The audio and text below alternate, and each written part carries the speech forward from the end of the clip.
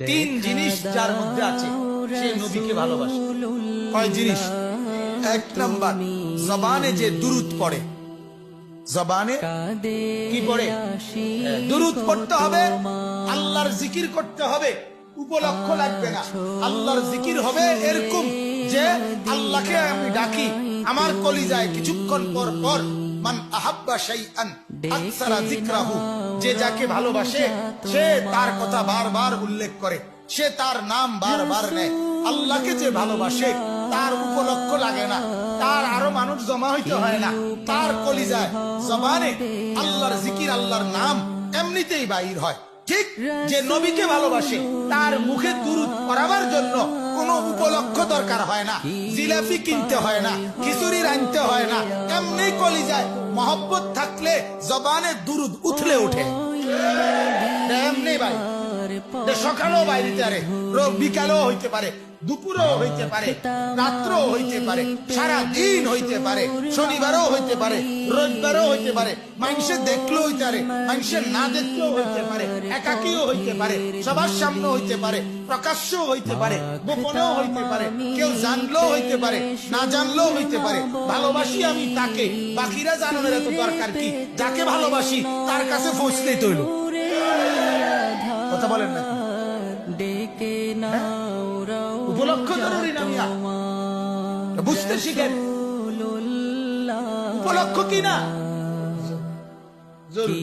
উপায় হবে আমার রাসূলুল্লাহ সাল্লাল্লাহু আলাইহি ওয়াসাল্লামের মহব্বতে এমনিতেই দুরূদ পড়তে হবে, এমনিতেই পড়তে হবে। আশ্চর্য, অনেক সময় আমার দুঃখ এটা, এই যে ওলামায়ে কেরাম বয়ান করে, আপনার বয়ানের মধ্যে নবীজি সাল্লাল্লাহু আলাইহি সাল্লামের নাম নেয় না, কথা বলেন না।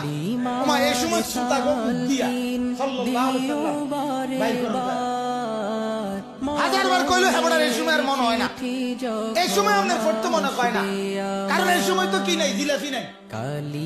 জিলাপি থাকলে আমরা পড়বো কেন? এটার জন্য জিলাপি বাধ্যতামূলক হবে কেন? আপনি বলেন না, বাধ্যতামূলক হবে কেন? আপনি তো স্বতঃস্ফূর্ত আল্লাহর নবী সাল্লাল্লাহু আলাইহি সাল্লামের নাম শুনলেই দুরূদ পড়ার কথা, ঠিক না বলেন? তাই আপনি সকালে পড়েন 100 বার দুরূদ, দুপুরে পড়েন, বিকালে পড়েন। এক সাহাবী আল্লাহর নবী সাল্লাল্লাহু আলাইহি সাল্লামকে বলছে, ইয়া রাসূলুল্লাহ, আমি মৌলিক ইবাদত করার পরে বাকিটুকু সময় সারাক্ষণ যখনই অবসর পাবো আপনার দুরূদই শুধু পড়বো, আপনার সালাত আপনার উপরে দুরূদই পড়বো, আপনি আমাকে অনুমতি দেন। আল্লাহর নবী অনুমতি দিয়ে বললেন, এটাও মনে রাখবা, এতটা ভালোবাসো তাকে, আসলের ময়দানে সঙ্গী হবা তার। আনতা মা মান আহবাবতা, যাকে এতটা ভালোবাসো আসলে তুমি তার সঙ্গে, তারই সঙ্গী।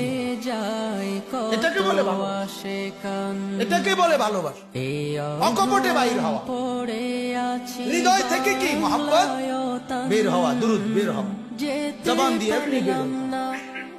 আপনি তাসবিহ পড়েন, আমরা তো আলহামদুলিল্লাহ সকালবেলা সন্ধ্যাবেলার যে তাসবিহ গুলো পড়ি, আমাদেরও শায়েখ আছে, পীর আছে, আমরাও বায়াত, আমরা মুরিদ, কথা বুঝছেন না?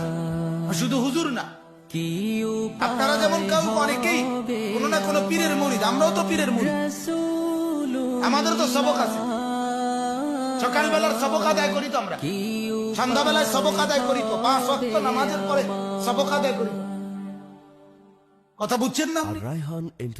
তাইলে সেই সবকে আমার শায়েখের দেওয়া সবক এবং আমাদের হাটাজারি হুজুর রাহমাতুল্লাহের দেওয়া সবক, সকালবেলা কম পক্ষে 6 তাসবিহর মধ্যে 100 বার দুরূদ, সন্ধ্যাবেলার 6 তাসবিহর মধ্যে কম পক্ষে 100 বার দুরূদ পড়া, এটা লাজেম, বাধ্যতামূলক। প্রতিদিন 2 বার কম পক্ষে 100 করে দুরূদ পড়া, 200 বার দুরূদ পড়া। 200 বার দুরূদ পড়লে আল্লাহর নবীর কাছে 200 বার ফেরেশতারা নবীজির সামনে আমার নাম এবং আমার বাবার নাম সহ উল্লেখ করবে, প্রত্যেকবারে বিইসমিহি ওয়া বিইসমি আবিহি।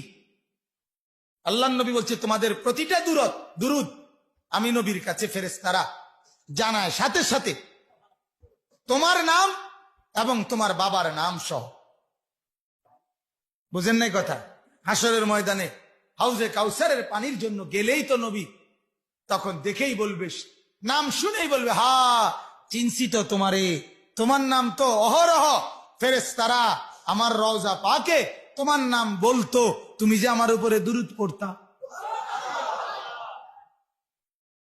কথা বুঝছেন নাম, তাই আপনি এটা অহরহ না পড়বেন, এটা নিয়মিত পড়বেন। বলেন ইনশাআল্লাহ।